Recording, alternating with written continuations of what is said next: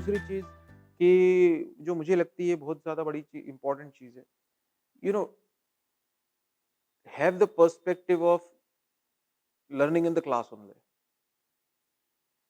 आपको हमेशा एक बात मैंने देखी है कि मेहनत करने का मतलब ही लोगों को समझ में नहीं आता। जिन चैंपियंस को मैं इतने पढ़ा चुका हूँ, इतने all India toppers, IIT JEE के या एनटीएससी स्कॉलर्स इतने, मैंने उनमें जो अलग चीज़ देखी थी पीयूष सर, वो उनका टैलेंट उतना नहीं था। मतलब टैलेंट तो ठीक है, थोड़ा बहुत हर एक में ऊपर-नीचे होता है, लेकिन वो था उनका ज़िद। मैं आज आपको 2 चीज़ें बड़ी सरल देता हूँ। एक, जिस दिन जो पढ़ाया उसका घर जाके उसी दिन रिवीजन करूँगा, एक।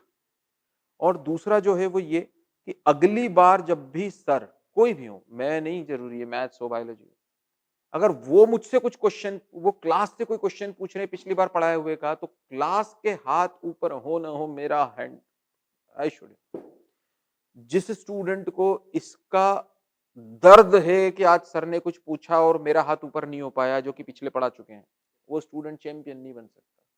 और जिस स्टूडेंट को इसकी खुशी होती है कि चाहे अब गुरु की इच्छा शिष्य के लिए आदेश है, विपिन सर ने पढ़ा दिया, एक बार समझ में आ गया, अगली बार अगर उससे रिलेटेड कुछ भी पूछेंगे, पूरी क्लास क्या कर रही है, आई डोंट केयर, मुझे मेरी जिंदगी बढ़ानी है, मेरा हाथ ऊपर रहेगा।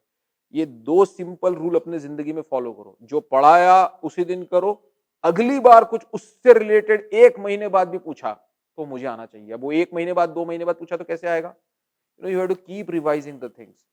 याद रखो, हमारी मम्मी जो है उन्होंने गुरु दीक्षा ली, गोंदवलेकर महाराज की, जो अगर महाराष्ट्र के कोई स्टूडेंट होंगे तो वो कहते थे कि भगवान का जप पहले मनुष्य करता है, और जब वो जप करता रहता है, नाम स्मरण करता रहता है, तो फिर कुछ समय बाद जप उसको करने लगता है। मतलब फिर आपकी जप करने की इच्छा खत्म हो, मतलब आप खत्म ही हो जाती, जरूरत खत्म हो जाती है, वो अपने आप जप होने लगता है।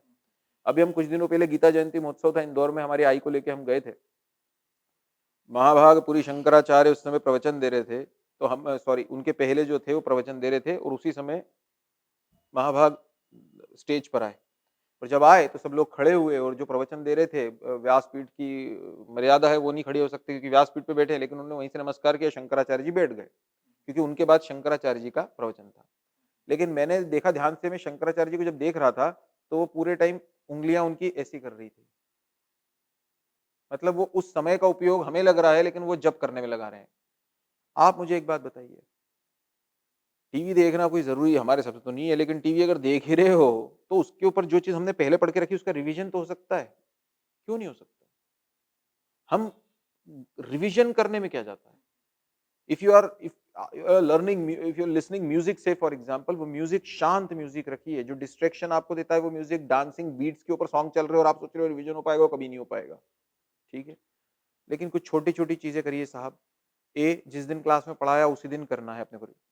2, अगली बार अगर कोई भी सर या मैडम जितने पढ़ा रहे हैं, उनमें से अगर किसी ने सवाल पूछा, तो इसको अपने ईगो पे लाइए। मैं कह रहा हूँ, जिस चीज़ पे ईगो पे लाना लाइए, कि मेरा हाथ ऊपर रहेगा, मैं आंसर दूँगा उसका।